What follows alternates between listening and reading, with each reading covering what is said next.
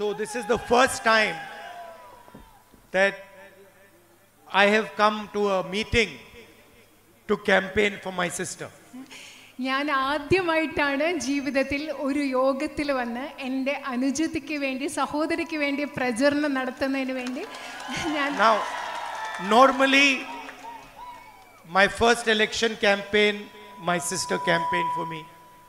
Second one, she campaigned for me. Third one, she campaigned for me. Fourth one, she campaigned for me. Mother's campaign, father's campaign. My sister has always been the campaigner. She has never stood for election. നിങ്ങൾക്കറിയോ സാധാരണ എന്താ സംഭവിക്കുന്നത്? എൻ്റെ ആദ്യത്തെ election എൻ്റെ സഹോദരി എനിക്ക് വേണ്ടി പ്രചരണം നടത്തി. രണ്ടാമത്തെ ഇലക്ഷൻ, മൂന്നാമത്തെ ഇലക്ഷൻ, നാലാമത്തെ ഇലക്ഷൻ, അതിലെല്ലാം എൻ്റെ സഹോദരി എനിക്ക് വേണ്ടി പ്രചരണം നടത്തി. എൻ്റെ അമ്മയ്ക്ക് വേണ്ടി പ്രചരണം നടത്തി. എൻ്റെ അച്ഛന് വേണ്ടി പ്രചരണം നടത്തി. സാധാരണ എൻ്റെ സഹോദരി എല്ലാ പ്രാവശ്യവും പ്രചാരകയായിട്ടാണ് തെരഞ്ഞെടുപ്പിൽ പ്രവർത്തിക്കുന്നത്. That should tell you something about her character. എന്തുകൊണ്ടാണ് അത് എല്ലാ തെരഞ്ഞെടുപ്പിലും ഒരു പ്രചാരകയായിട്ടാണ് എൻ്റെ സഹോദരി പ്രവർത്തിച്ചത് എന്നത് എൻ്റെ സഹോദരിയുടെ സ്വഭാവത്തെക്കുറിച്ച് കുറച്ച് കാര്യങ്ങൾ നിങ്ങൾക്ക് മനസ്സിലാക്കി തരും. Now, in this meeting, I have a choice in front of me. I can either give a political speech or I can give a speech I would give to my family members. ഇന്ന് ഈ യോഗത്തിൽ എൻ്റെ മുൻപിൽ രണ്ട് തെരഞ്ഞെടുപ്പുകളുണ്ട്. ഒരർത്ഥത്തിൽ എനിക്കൊരു രാഷ്ട്രീയ പ്രസംഗം നടത്താം, അല്ലെങ്കിൽ ഞാൻ എൻ്റെ കുടുംബാംഗങ്ങളോട് സംസാരിക്കുന്നത് പോലെ നിങ്ങളോട് സംസാരിക്കുന്ന ഒരു പ്രസംഗവും എനിക്കിവിടെ നടത്താം. I would rather speak to you the same way I would speak to my mother or my father or my sister. So I would rather give you a speech which will tell you a little bit about the candidate herself. ഞാൻ പക്ഷേ വയനാട്ടിലെ മാനന്തവാടിലെ ജനങ്ങളോട് ഞാൻ സംസാരിക്കുന്നത് എൻ്റെ അമ്മയോട്, എൻ്റെ സഹോദരിയോട്, അല്ലെങ്കിൽ എൻ്റെ അച്ഛനോട്, എൻ്റെ വീട്ടിലെ ആളുകളോട് സംസാരിക്കുന്നത് പോലെയാണ്. അതുകൊണ്ട് ഞാനൊരു രാഷ്ട്രീയ പ്രസംഗത്തിലുപരി എൻ്റെ സഹോദരിയായ സ്ഥാനാർത്ഥിയെക്കുറിച്ച് പറയാൻ ആഗ്രഹിക്കുന്നു. And anyway, she has already mentioned Mr. Modi and we are all bored of him, so why mention him twice? എന്ത് പറഞ്ഞാലും എൻ്റെ സഹോദരി പ്രിയങ്കാജി നരേന്ദ്രമോദിയെക്കുറിച്ച് പറഞ്ഞു. അദ്ദേഹത്തെക്കുറിച്ച് പറഞ്ഞു നമ്മൾ ബോറടിച്ചിരിക്കുക. ഇനി എന്തിനാ വീണ്ടും അദ്ദേഹത്തെ പറ്റി പറയുന്നത്? So I was sitting there while she was speaking and I was thinking about my sister, and I remembered one time when we were small, my father used to make us like making us compete. So when we were small, he gave us one small camera each. ഞാൻ അവിടെ ഇരുന്നപ്പോൾ എൻ്റെ സഹോദരി സംസാരിക്കുന്നത് കേട്ടപ്പോൾ ഞാൻ ആലോചിച്ചുകൊണ്ടിരിക്കുകയായിരുന്നു ഞാൻ എന്ത് പറയണമെന്ന്. ഞങ്ങൾ ചെറുതായിരുന്നപ്പോൾ എൻ്റെ അച്ഛൻ ഞങ്ങളെ തമ്മിൽ അങ്ങോട്ടും ഇങ്ങോട്ടും മത്സരിക്കാൻ ഒരു സാഹചര്യം ഉണ്ട്. അപ്പം ഞങ്ങൾ രണ്ടുപേർക്കും ഓരോ ക്യാമറ അദ്ദേഹം തന്നു. You know those types you used to get which you could throw away, the disposable ones. അതെ, നിങ്ങൾക്ക് ഉപയോഗിച്ച് കഴിഞ്ഞിട്ട് കളയാൻ പറ്റുന്ന തരം ക്യാമറകളില്ലേ, അത്തരം ക്യാമറകളായിരുന്നു തന്നിരുന്നത്. Nowadays it's all in the phone, but earlier generation will remember that the camera used to be a separate box and sometimes you could get those cheap ones which you throw away after you use. ഇപ്പോൾ ഉള്ള തലമുറയ്ക്ക് അറിയില്ല, കാരണം ഇപ്പം നമ്മുടെ camera എല്ലാം ഫോണിലുണ്ട്. പക്ഷെ മുമ്പുള്ള തലമുറയ്ക്ക് അറിയാം, പണ്ടത്തെ കൊച്ചു ക്യാമറ നമ്മളത് ഉപയോഗിച്ച ശേഷം കളയുന്ന ഒരു തരം ക്യാമറയില്ലേ, അതായിരുന്നു അദ്ദേഹം തന്നത്. So my father gave one to my sister and one to me, and he said, look, in 1 week whoever takes the best picture is going to win a prize. എൻ്റെ അച്ഛനെയും ഞങ്ങൾക്ക് രണ്ടുപേർക്കും, എനിക്ക് എൻ്റെ സഹോദരിക്ക് ഓരോ ക്യാമറ തന്നിട്ട് പറഞ്ഞു, ഓരോ ആഴ്ചക്കുള്ളിൽ നിങ്ങൾ രണ്ടുപേരിൽ ആരാണോ ഏറ്റവും നല്ല പടം എടുക്കുന്നത് ആ ആളിനൊരു സമ്മാനം ഞാൻ തരും.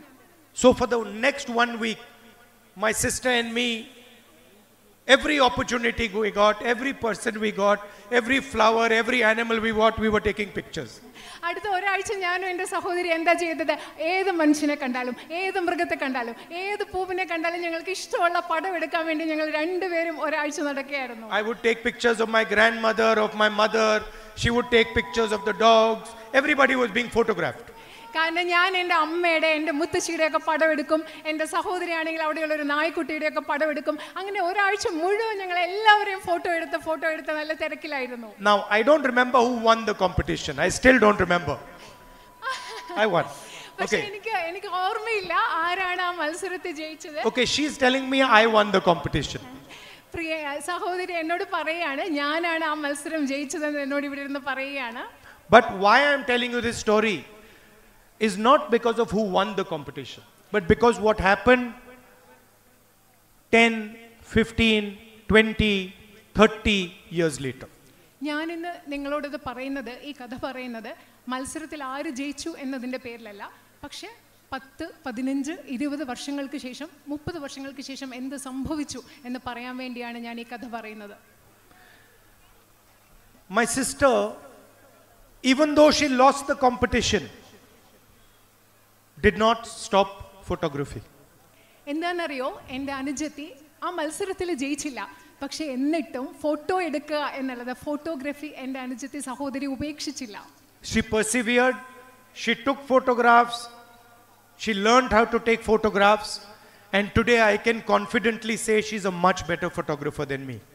എന്താ ചെയ്തത്? എൻ്റെ സഹോദരി ഫോട്ടോ എടുക്കുന്നത് ഉപേക്ഷിച്ചില്ല, സ്ഥിരോത്സാഹത്തോടു കൂടി ഫോട്ടോ എടുക്കാൻ പഠിച്ചു, ഒരുപാട് ഫോട്ടോ എടുത്തു, അത് പിന്തുടരുക തന്നെ ചെയ്തു. ഇന്ന് എനിക്ക് ആത്മവിശ്വാസത്തോടു കൂടി പറയാൻ സാധിക്കും, എന്നെക്കാളും മികച്ച ഒരു ഫോട്ടോഗ്രാഫറാണ് എൻ്റെ സഹോദരി എന്ന് പറയാൻ സാധിക്കും. And not only does she take photographs, her son also takes photographs. അതെൻ്റെ സഹോദരി മാത്രമല്ല, സഹോദരിയുടെ പുത്രനും ഫോട്ടോ എടുക്കാൻ മിടുക്കനാണെന്ന് പറയാൻ ആഗ്രഹിക്കുന്നു. Now people think taking a photograph is simply just pressing the button. ആളുകൾ വിചാരിക്കുന്നത് ഫോട്ടോ എടുക്കാന്ന് പറഞ്ഞാൽ എന്താ, വെറുതെ ഒരു ബട്ടൺ പ്രസ് ചെയ്യുന്നതാണ് ഫോട്ടോ എടുക്കുന്നത് വിചാരിക്കുന്നത്. But in fact that's not what taking a photograph is. പക്ഷേ ഫോട്ടോ എടുക്കാന്ന് പറയുന്നത് ഒരു ബട്ടൺ പ്രസ് ചെയ്യുന്നത് മാത്രമല്ല. To take a good photograph you have to understand very well the person that you are photographing. നിങ്ങൾ ഒരു നല്ല ഫോട്ടോ എടുക്കണമെങ്കിൽ നിങ്ങൾ ആരുടെ ഫോട്ടോ ആണോ എടുക്കുന്നത് ആ വ്യക്തിയെ നന്നായിട്ട് നിങ്ങൾക്ക് മനസ്സിലാക്കാൻ സാധിച്ചെങ്കിൽ മാത്രമേ ഒരു നല്ല ഫോട്ടോ എടുക്കാൻ നിങ്ങൾക്ക് സാധിക്കൂ. You have to understand what that person is feeling. ആ മനുഷ്യൻ എന്താണ് ചിന്തിക്കുന്നത്, ആ മനുഷ്യൻ എന്ത് വികാരമാണുള്ളത്, മനസ്സിൽ എന്താണുള്ളത് നിങ്ങൾക്ക് മനസ്സിലാക്കാൻ സാധിക്കണം. You have to understand what that person is feeling scared of. ആ മനുഷ്യൻ എന്താണ്, can you repeat the last part? You have to understand his fear, you have to understand his aspirations. ആ മനുഷ്യന്റെ ഭയം എന്താണെന്ന് മനസ്സിലാക്കാൻ സാധിക്കണം, ആ മനുഷ്യന്റെ അഭിലാഷങ്ങൾ എന്താണെന്ന് മനസ്സിലാക്കാൻ സാധിക്കണം. And most important, you have to have compassion for the other person, you have to have feeling for the other person. അത് മാത്രമല്ല, ഏറ്റവും പ്രധാനപ്പെട്ടതായി ആരുടെ ഫോട്ടോ നിങ്ങൾ എടുക്കുന്നോ ആ വ്യക്തിയോട് നിങ്ങൾക്ക് സഹാനുഭൂതി ഉണ്ടാവണം, ആ വ്യക്തിയോട് മാനുഷികമായിട്ടുള്ളൊരു വികാരം ഉണ്ടാവണം. Almost the photographer has to dissolve himself and become the person that he is photographing. Photo എടുക്കുന്ന ആളിന് ആരുടെ ഫോട്ടോ ആണോ എടുക്കുന്നത് ആ ഫോട്ടോഗ്രാഫർ ആ വ്യക്തിയിൽ സ്വയം അലിഞ്ഞില്ലാതായി മറ്റു വ്യക്തിയായിട്ട് മാറുമ്പോഴാണ് നമുക്കൊരു നല്ല ഫോട്ടോ എടുക്കാൻ. He has to imagine the world from the person he is photographing's perspective. Photo എടുക്കുന്ന ആളിന് ആരുടെ ഫോട്ടോ ആണോ എടുക്കുന്നത് ആ ആളിന്റെ കാഴ്ചപ്പാടിൽ നിന്ന് ലോകത്തെ കാണാൻ സാധിക്കണം, ചിന്തിക്കാൻ, സങ്കല്പിക്കാൻ സാധിക്കണം. So for example, many politicians will see a farmer and they will say, oh, that is a farmer. ഉദാഹരണത്തിന് പല രാഷ്ട്രീയക്കാരും ഒരു കർഷകനെ കാണുമ്പോൾ പറയും, നോക്കൂ അതൊരു കർഷകനാണ് എന്ന് പറയും. My sister will never do that. എൻ്റെ സഹോദരി ഒരിക്കലും അത് ചെയ്യില്ല. My sister will see the farmer and then say, that is a father, that is a brother, he has a sister. She will try to understand that person. എൻ്റെ സഹോദരി ഒരു കർഷകനെ കാണുകയാണെങ്കിൽ ഒരിക്കലും പറയില്ല ഒരു കർഷകനാണെന്ന്. എൻ്റെ സഹോദരി എന്താണെന്നോ പറയുന്നത്, അതൊരു അച്ഛനാണ്, അതൊരു സഹോദരനാണ് എന്ന് പറഞ്ഞ്, അതൊരു മകനാണ് എന്ന് പറഞ്ഞ് ആ മനുഷ്യനെ മനസ്സിലാക്കാനായിരിക്കും എൻ്റെ സഹോദരി ശ്രമിക്കുക. She will try to understand what that person is going through.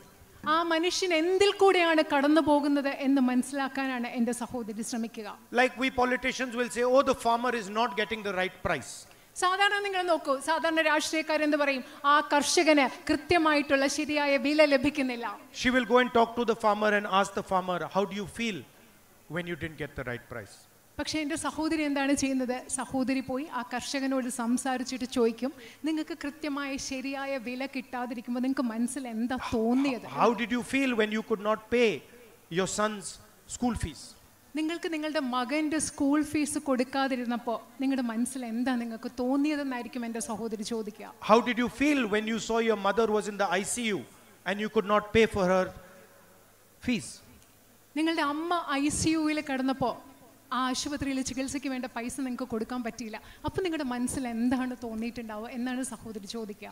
So she's traveled a long distance from the little girl who was taking the photographs.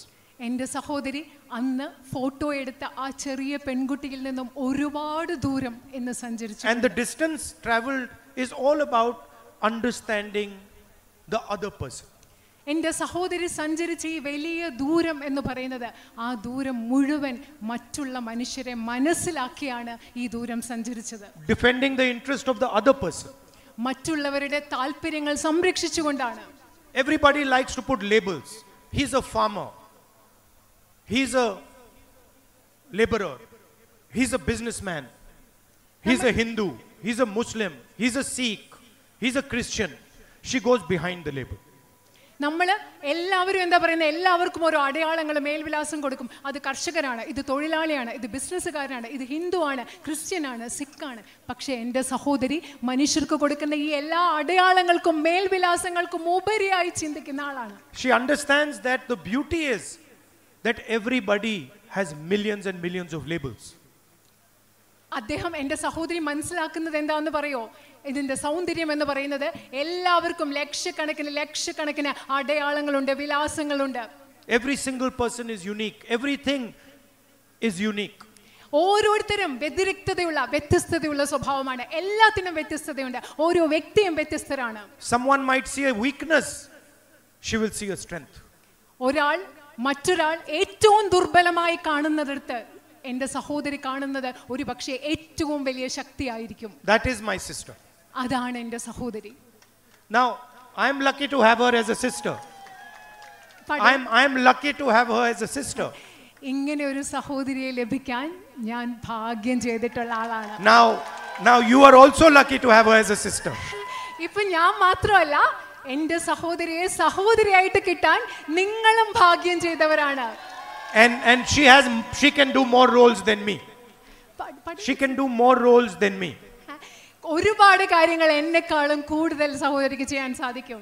I cannot be mother, she can be mother. എനിക്ക് അമ്മയാവാൻ സാധിക്കില്ല, പക്ഷെ എൻ്റെ സഹോദരിക്ക് അമ്മയാവാൻ സാധിക്കും. Right? So she is going to be like your sister, like your mother, like your daughter. എൻ്റെ സഹോദരി നിങ്ങളുടെ അമ്മയെ പോലെ ആകാൻ പോവുകയാണ്, നിങ്ങളുടെ മകളെ പോലെ ആകാൻ പോവുകയാണ്, നിങ്ങളുടെ സഹോദരി ആകാൻ പോവുകയാണ് എൻ്റെ സഹോദരി. And sometimes I am a little more logical. ചിലപ്പോൾ ഞാൻ എൻ്റെ സഹോദരിയെക്കാളും കുറച്ചുകൂടെ കാര്യകാരണ സഹിതം യുക്തിപരമായി ചിന്തിക്കുന്ന ആളാണ്. But she is more emotional than me. പക്ഷേ എന്നെക്കാളും വൈകാരികമായി ചിന്തിക്കുന്ന വൈകാരികതയുള്ള ആളാണ് എൻ്റെ സഹോദരി. So I am confident that you now have the best possible MP that you could get. You're going to get the best possible MP that you could get. എനിക്ക് ആത്മവിശ്വാസമുണ്ട്, നിങ്ങൾക്ക് ലഭിക്കാൻ സാധ്യമായ ഏറ്റവും മികച്ച ജനപ്രതിനിധിയാണ് നിങ്ങൾക്ക് കിട്ടാൻ പോകുന്നതെന്ന ആത്മവിശ്വാസം എനിക്കുണ്ട്. She is not going to let go of any problem that you put in front of her. നിങ്ങൾ എൻ്റെ സഹോദരിക്ക് മുൻപിൽ കൊണ്ടുവരുന്ന ഒരു പ്രശ്നവും പരിഹരിക്കാതെ എൻ്റെ സഹോദരി ഒരിക്കലും അത് പരിഹരിക്കാതിരിക്കാൻ പോകുന്നില്ല. Like the little girl who didn't let go of the camera for 35-40 years and learned how to use the camera and became better and better at it. She's not going to let go of your problems. എങ്ങനെയാണ് ഒരു ചെറിയ പെൺകുട്ടി 30-35 വർഷം കയ്യിലുണ്ടായിരുന്ന ആ camera കളയാതെ അതിൽ പരിശീലിച്ച് മികച്ച ഒരു ഫോട്ടോഗ്രാഫർ ആയത്, അതുപോലെ ഒരിക്കലും നിങ്ങളുടെ പ്രശ്നങ്ങൾ പരിഹരിക്കാതെ, പ്രശ്നങ്ങൾ വെറുതെ വിടുന്ന ഒരിക്കലും എൻ്റെ സഹോദരി നിങ്ങളുടെ പ്രശ്നങ്ങൾ പരിഹരിക്കാതെ വിടില്ല എന്ന് ഞാൻ ഉറപ്പ് നൽകുന്നു. I'm confidently saying that to you. ഞാൻ നിങ്ങളോട് ഇത് പറയുന്നത് വളരെയധികം ആത്മവിശ്വാസത്തോടു കൂടിയാണ്. There could not be a better person as your member of parliament. നിങ്ങൾക്ക് ഞാൻ വീണ്ടും ആത്മവിശ്വാസത്തോടു കൂടി നിങ്ങളോട് പറയുകയാണ്, ഇതിലും മികച്ച ഒരു ജനപ്രതിനിധിയെ നിങ്ങൾക്ക് ലഭിക്കില്ല, മറ്റൊരു മികച്ച പ്രതിനിധി ഉണ്ടാവില്ല എന്ന് പറയുക. This is not a political argument I'm making. ഞാൻ ഇവിടെ നിങ്ങളോട് പറയുന്നത് ഒരു രാഷ്ട്രീയ വാദമല്ല നിങ്ങളോട് പറയുന്നത്. This is a human argument I'm making. ഒരു മാനുഷികമായിട്ടുള്ള ഒരു വാദമാണ് ഞാൻ നിങ്ങളോട് പറയുന്നത്. And in today's world, human argument is very important, has been forgotten. ശരിക്കും നമ്മൾ ഇന്നത്തെ ലോകത്ത് മറന്നു പോകുന്നത് എന്താ? മാനുഷികമായ ചിന്തകൾ, മാനുഷികമായ വാദങ്ങൾ, അത് വളരെയധികം പ്രധാനപ്പെട്ടതെന്നാണ് നമ്മൾ മറക്കുന്നത്. Everywhere you see violence, you see anger, you see hatred, you don't see humanity. നിങ്ങൾ എല്ലായിടത്തും എന്താ കാണുന്നത്? അക്രമം കാണുന്നു, ദ്വേഷം കാണുന്നു, വിദ്വേഷം കാണുന്നു. നമ്മൾ മനുഷ്യത്വം കാണുന്നതേ ഇല്ല ഇന്നത്തെ ലോകത്ത്. She is the person who went and hugged the girl who was implicated in my father's assassination. She is the person who went and hugged the girl who was implicated in my father's assassination. നിങ്ങൾക്കറിയോ, എൻ്റെ സഹോദരി എന്ന് പറയുന്നത് എൻ്റെ അച്ഛൻ്റെ കൊലപാതകത്തിൽ കുറ്റാരോപിതയായ സ്ത്രീയെ പോയി ആലിംഗനം ചെയ്ത ആളാണ് എൻ്റെ സഹോദരി. She said to me after she came back, after meeting Nalini, that I felt very bad for her. നളിനിയെ കണ്ട ശേഷം എൻ്റെ സഹോദരി എന്നോട് വന്ന് പറഞ്ഞ എന്താണെന്നറിയോ, നളിനിയെക്കുറിച്ച് ചിന്തിച്ചപ്പോൾ എനിക്ക് വളരെയധികം വിഷമം തോന്നി. അവരെക്കുറിച്ച് ഓർത്ത് എനിക്ക് You please understand what I am saying to you. The girl was implicated in her father's assassination. She went and met her, and then she says to me that I am feeling bad for her. നിങ്ങൾ ദയവ് ചെയ്ത് നിങ്ങൾ പ്രിയപ്പെട്ട മനസ്സിലാക്കുക, എൻ്റെ സഹോദരിയുടെ അച്ഛനെ കൊലപാതകം ചെയ്ത സ്ത്രീയെ, പെൺകുട്ടിയെ പോയി കണ്ട് ആ പെൺകുട്ടിയോട് സംസാരിച്ച് തിരിച്ചു വന്നിട്ട് എന്നോട് പറയാണ്, ആ പെൺകുട്ടിയെക്കുറിച്ച് ഓർത്ത് വിഷമം തോന്നുന്നു എന്നാണ് എന്നോട് പറഞ്ഞത്. That is the training that she has received. അതാണ് എൻ്റെ സഹോദരിക്ക് ലഭിച്ചിട്ടുള്ള പരിശീലനം എന്ന് പറയുന്നത്. And to me, that is the type of politics that needs to be done in India. എന്നെ സംബന്ധിച്ചിടത്തോളം എൻ്റെ സഹോദരി പ്രതിദാനം ചെയ്യുന്ന ആ രാഷ്ട്രീയം ഇന്ന് ഇന്ത്യയിൽ വേണ്ടത് അത്തരത്തിലുള്ള ഒരു രാഷ്ട്രീയമാണ്. Not politics of hatred, but politics of love and affection. നമുക്ക് വേണ്ടത് വിദ്വേഷത്തിന്റെ രാഷ്ട്രീയമല്ല, സ്നേഹത്തിന്റെ, ഇഷ്ടത്തിന്റെ രാഷ്ട്രീയമാണ് ഈ രാജ്യത്ത് നമുക്ക് വേണ്ടത്. This morning when we were coming here, she had a list. You give me that list? ഞങ്ങൾ ഇന്ന് രാവിലെ വരുമ്പോൾ എൻ്റെ അനുജത്തിയുടെ കയ്യിൽ ഒരു ലിസ്റ്റ് ഉണ്ടായിരുന്നു, ഒരു പട്ടിക ഉണ്ടായിരുന്നു. I'm going to show you. Here's the list. She gave me this list. ഈ ലിസ്റ്റാണ്, ഈ ഫോണിലുണ്ട്, ലിസ്റ്റാണ് എനിക്ക് സഹോദരി എനിക്ക് നൽകിയത്. Where we will focus in the future. നമ്മൾ ഭാവിയിൽ എവിടെയാണ് ശ്രദ്ധിക്കാൻ പോകുന്നത്? Where we will fight for Wayanad's demands. നമ്മൾ എങ്ങനെയാണ് വയനാടിന്റെ ആവശ്യങ്ങൾ എന്തൊക്കെയാണ്, എവിടെയാണ് നമ്മൾ അതിനു വേണ്ടി പോരാടുന്നത്? Where we will strengthen Wayanad's capabilities. എങ്ങനെയാണ് നമ്മൾ വയനാടിന്റെ കഴിവുകളെ നമ്മൾ ശക്തിപ്പെടുത്താൻ പോകുന്നത്? And each one of these has many points underneath it. ഈ ലിസ്റ്റിൽ, ഈ പട്ടികയിൽ ധാരാളം പോയിന്റ്സ് എഴുതി വെച്ചിട്ടുണ്ട്. Food processing and storage. ഭക്ഷ്യ സംസ്കരണം, അതുപോലെ സംഭരണശാലകൾ. Tourism, infrastructure. She's already started thinking about what she can do for you.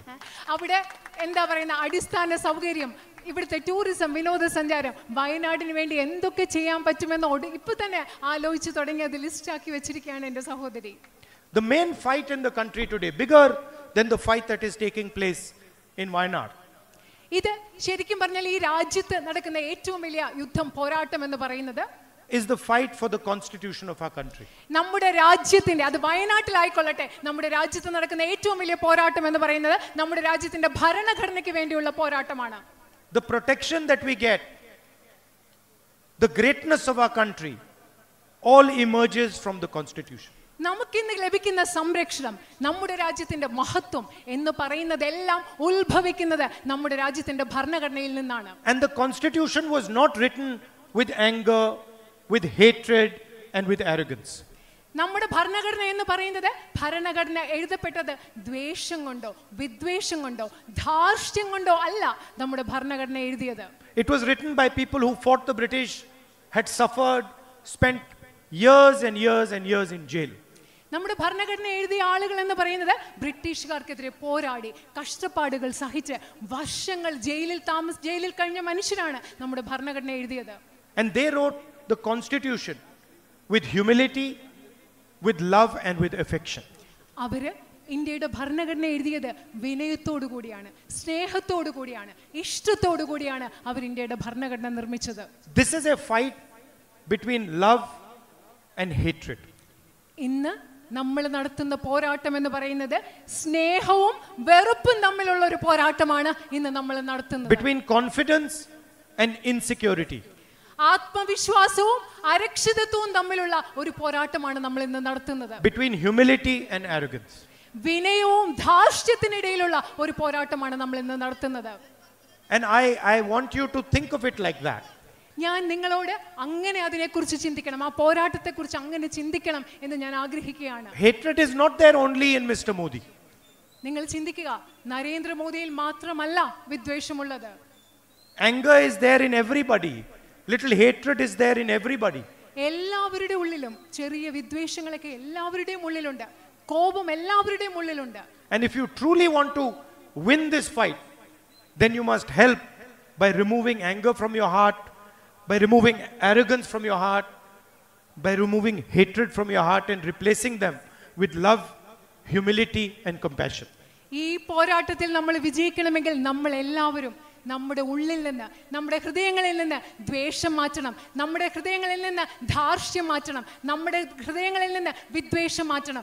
മറിച്ച് സ്നേഹം കൊണ്ട്, വിനയം കൊണ്ട്, ആർദ്രത കൊണ്ട് നമ്മുടെ ഹൃദയങ്ങളെ നിറച്ചെങ്കിൽ മാത്രമേ നമുക്ക് ഈ പോരാട്ടത്തിൽ ജയിക്കാൻ സാധിക്കുകയുള്ളൂ.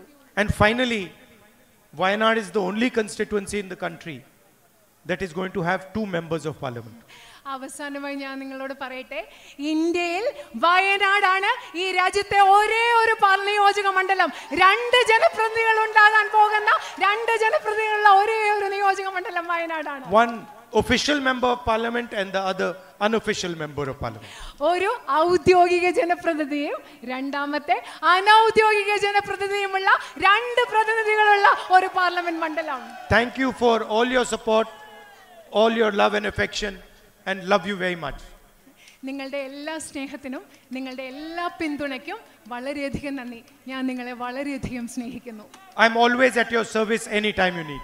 നിങ്ങൾക്ക് ഏത് ആവശ്യമുണ്ടെങ്കിലും നിങ്ങളുടെ സേവനത്തിന് ഞാൻ എല്ലാ സമയത്തും നിങ്ങൾക്ക് വേണ്ടി ഞാൻ ലഭ്യമാണ്. Thank you.